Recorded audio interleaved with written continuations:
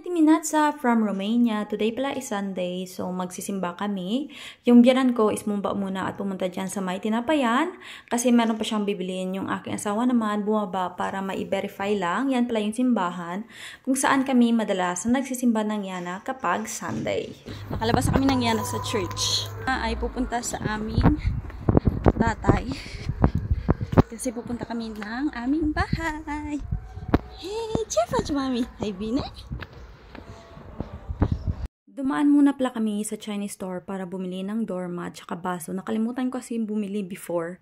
Kaya ngayon pa lang talaga kami ng aking asawa nakabili ng aming baso. Then finally, nandito na kami sa bahay at ito na pala yung ilan sa mga ilalagay ko dito sa aming kitchen. Yes.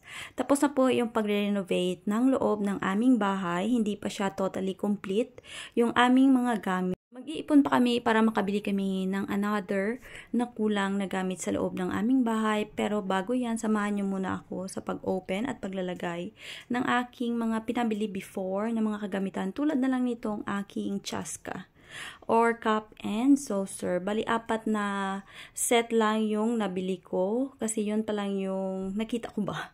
Then, meron din pala ako ditong bake pan, tapos itong aking kalaha na nabili ko rin on sale. Tapos yung iba pa dyan ay yung iniinitan ko ba ng tubig ng Yana.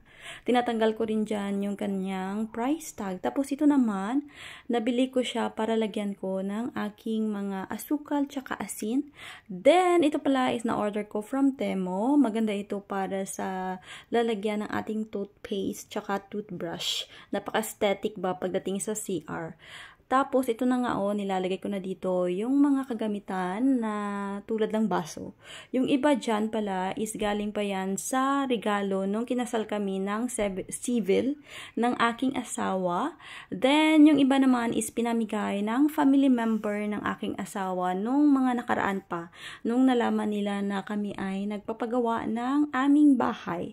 Tapos, ito naman, yung mga items na yan, bali, binili ko pa yan last time, also in Temo, kasi naka-sale ba.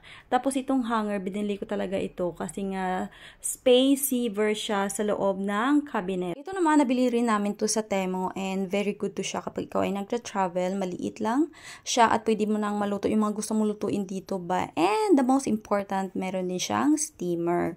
Naghugas na rin pala ako dito ng mga plato at baso na ginamit namin dito sa loob ng bahay kasi tapos na ako mag-arrange doon ng aming mga kagamitan dito sa aming kitchen.